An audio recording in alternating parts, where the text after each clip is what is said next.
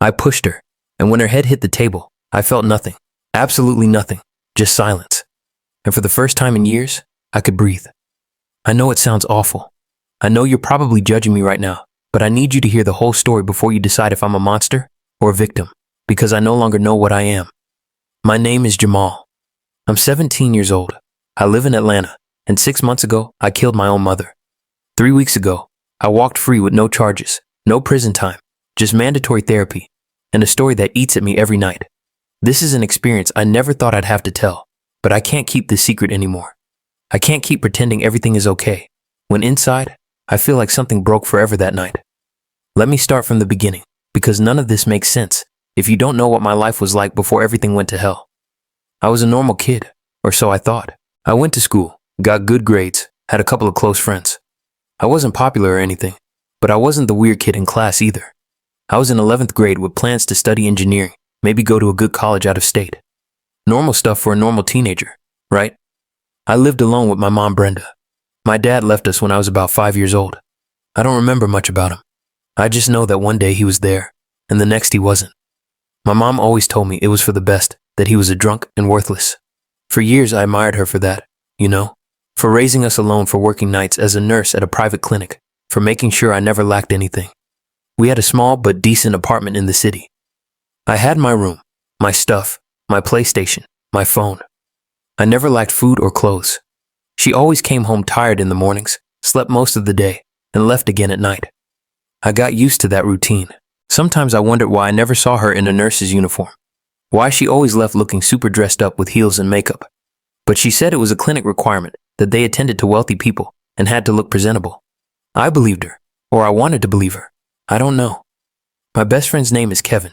We met in 6th grade and have been inseparable ever since. Well, we were. Because after all this, I don't know if our friendship will ever be the same. Kevin has an older brother, Anthony, about 32 years old. I always got a weird vibe from that guy. Ever since I met him when I was about 12, something about him made me uncomfortable. The way he looked at me, the way he put his hand on my shoulder, the way he always found excuses to talk to me when I went to Kevin's house. But I was a kid. What was I supposed to know? I thought it was just me, that I was being paranoid. Until what happened happened. I was 12 when Anthony invited me to a supposed family party at a cabin. Kevin couldn't go because he was sick, but Anthony insisted I go, saying it would be fun, that there would be other kids my age. I told my mom, and she let me go without a problem. That night changed my life forever, but it took me 5 years to even think about it, without wanting to throw up. There was no party. There were no other kids, just Anthony, his friend, and me. They gave me drinks, got me drunk, and when I couldn't even stand properly, Anthony abused me. The details don't matter.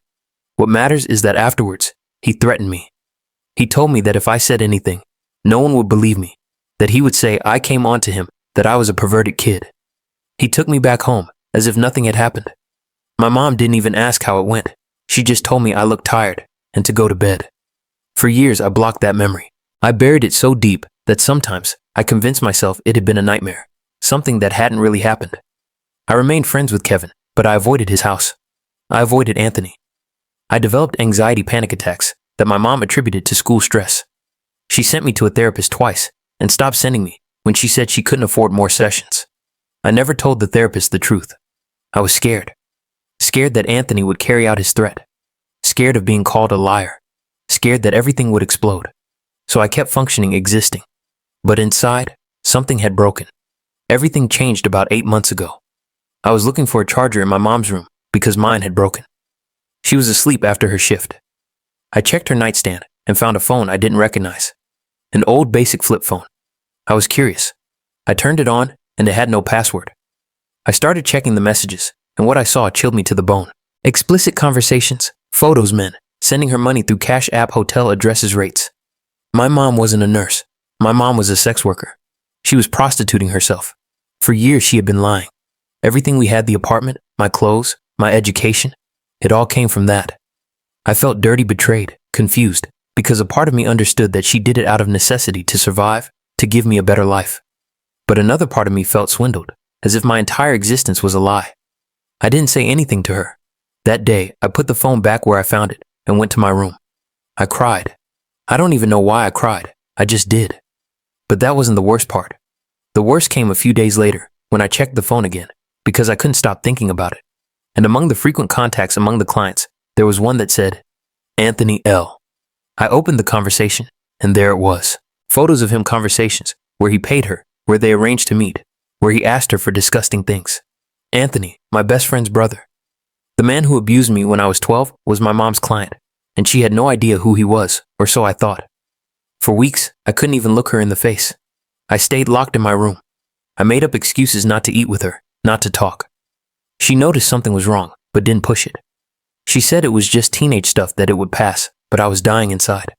Every night I wondered if I should tell her, that one of her clients was my abuser, if I should tell her what he did to me. But I was scared of her reaction, scared she wouldn't believe me, scared that she would care more about the money he gave her. And meanwhile, I kept seeing Kevin at school, acting like nothing was wrong. He didn't know anything. He didn't know his brother was a predator. He didn't know my mom was sleeping with him. He didn't know I was carrying this secret that was consuming me alive. I started skipping school. My grades dropped. I stopped hanging out with my friends.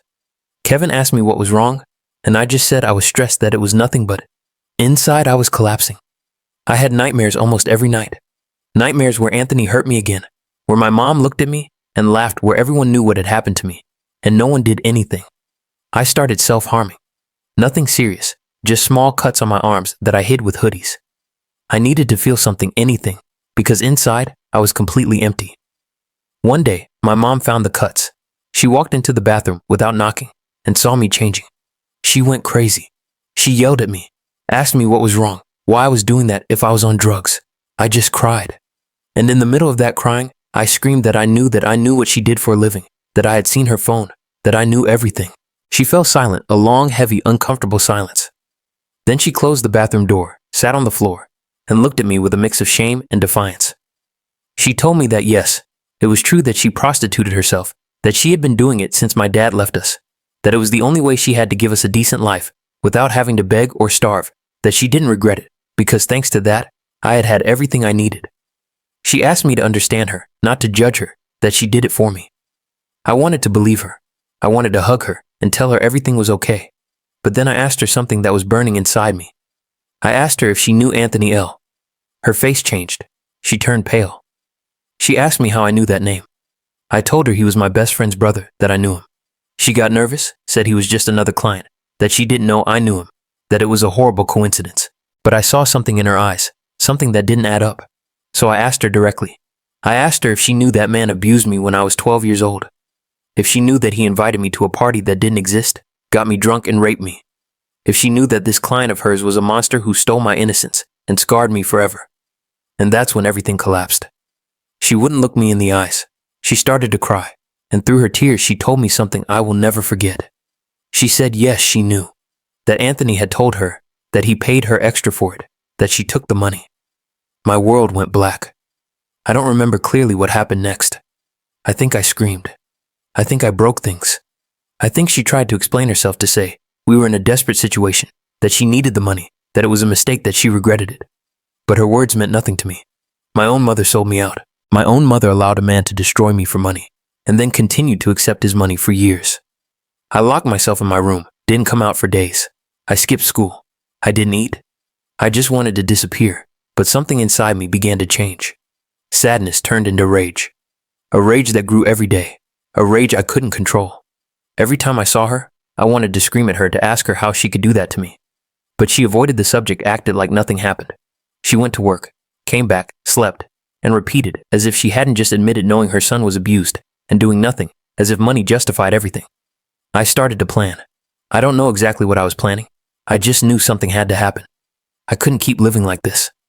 The night it all happened was a Friday. I was in my room listening to music with headphones, trying not to think. It was around 11 p.m. I heard the apartment door open. My mom was home, but she wasn't alone. I heard voices, a man's voice.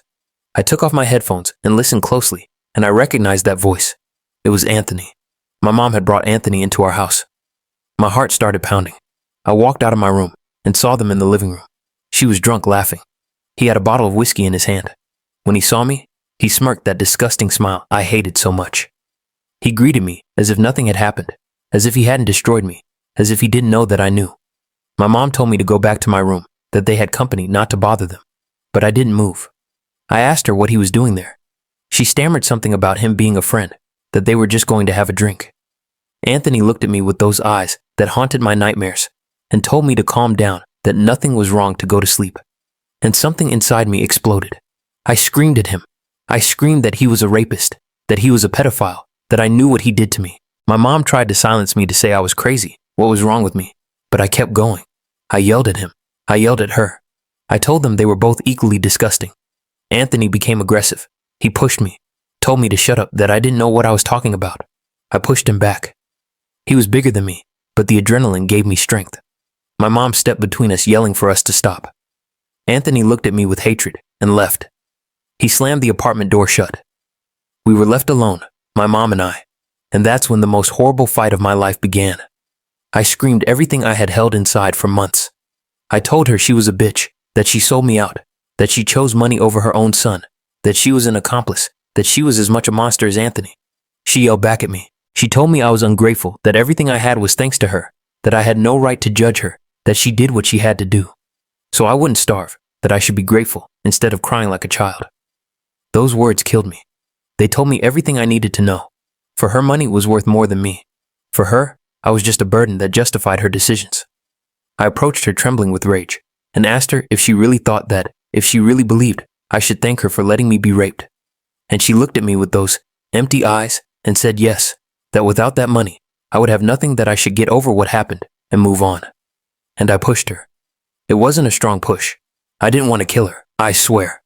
I just wanted her to shut up, to stop saying those horrible things. But she was drunk. She lost her balance. She tripped over the coffee table and fell, hitting her head against the corner. The sound was horrible. A dull thud. She lay on the floor with her eyes open still. She started to bleed. A lot of blood. I was paralyzed. I couldn't move. I couldn't think. I just stared at her. She wasn't moving. She wasn't breathing. Minutes passed. I don't know how many, until I knelt down and tried to wake her up. I spoke to her. I shook her, but nothing. She was dead. My mom was dead, and I had killed her. I don't know how long I sat there next to her body crying. My whole body was trembling. I felt like I was going to throw up, but at the same time I felt something else. I felt relief, as if a huge weight had been lifted from my chest, as if I could finally breathe. And that scared me more than anything. What kind of person feels relieved that their mother is dead? What kind of monster was I? But then, I thought about everything she did to me, how she sold me out, how she betrayed me, how she chose money over me again and again. And the relief turned into something else, into liberation, into justice, into peace. I called the police. I told them the truth. I told them my mom was dead, that I pushed her, that it was an accident, but that I needed to tell the whole story. When they arrived, they found me sitting on the floor, covered in her blood, crying. They handcuffed me. They took me away. For hours, they interrogated me, and I told them everything. The abuse, the prostitution, my mom's complicity, the fight, the push, everything. The following months were chaotic investigations, forensic psychologists, lawyers, therapy sessions. Anthony was arrested. They found evidence on my mom's phone, money transfers, explicit messages where she knew I was a minor when he abused me and still took the money. The case became a media sensation. It was on the news. People had opinions. Some said I was a victim, others that I was a murderer. The psychologists determined that I had severe trauma PTSD dissociative episodes. They said that at the time of the fight, I wasn't in my right mind, that it was an impulsive act with no real intent to kill. The judge ruled that there were extreme mitigating circumstances, child abuse, maternal complicity, compromised mental state. I was declared legally not responsible. I walked free with no charges, just mandatory psychiatric therapy. And 3 weeks ago, I was officially free. No criminal record, no prison. Just me, my demons, and a story I can never erase. Do you think I should feel guilty? Because I don't. I don't feel guilty for what happened. My mom made choices. She chose to sell me out. She chose to protect my abuser. She chose money over me every single time. And when I confronted her about it, she told me I should be grateful. I didn't plan to kill her, but I don't mourn her death either. I don't go to her grave. I don't pray for her. I just move forward. Because for the first time in years, I feel free. Free from her. Free from Anthony. Free from the secret that was killing me. But sometimes at night, I wonder if I did the right thing. If a push can be justified. If the trauma makes me a victim. Or if my actions make me an aggressor. I don't have answers. I only have my side of the story, and this is my truth. Now I live with my aunt, my dad's sister. She never knew anything about what was happening. She took me in without questions, just with love. I go to therapy 3 times a week. I went back to school, even though everyone looks at me strangely. Kevin doesn't talk to me anymore. His brother's in prison, and his family hates me. I understand them, but I don't care either, because I know what I lived through. I know what I suffered, and I know that if that night hadn't happened, I probably wouldn't be here, because I was on the verge of taking my own life, of doing something worse. And maybe it sounds twisted, but she died so I could live. Or at least that's what I tell myself to be able to sleep at night. If you made it this far, thank you. I know this story is hard to hear. I know you probably have mixed opinions.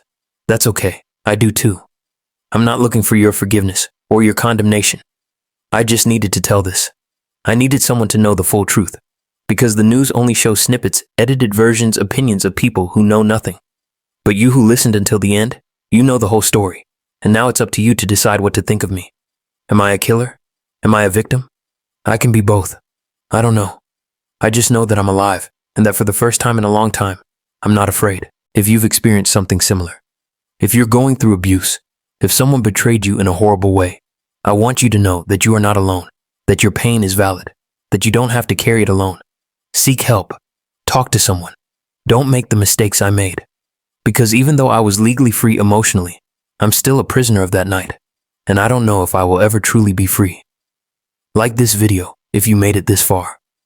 Subscribe to the channel by hitting the subscribe button, because every day we upload real stories, like this stories no one else dares to tell. Comment if you lived through something similar, or if you have a story you want us to tell. We are here to listen, to support each other, because in the end, we all carry our invisible battles, and it's okay not to be okay. I'm sorry if the video was too long, but these things can't be told halfway. They can't be summarized in 2 sentences. I needed to vent to someone who understood me. Someone like you, who took the time to listen without interrupting. Thank you for being here. Thank you for being part of this community where we don't judge each other. We just understand. See you in the next video. And remember, you are not alone, never.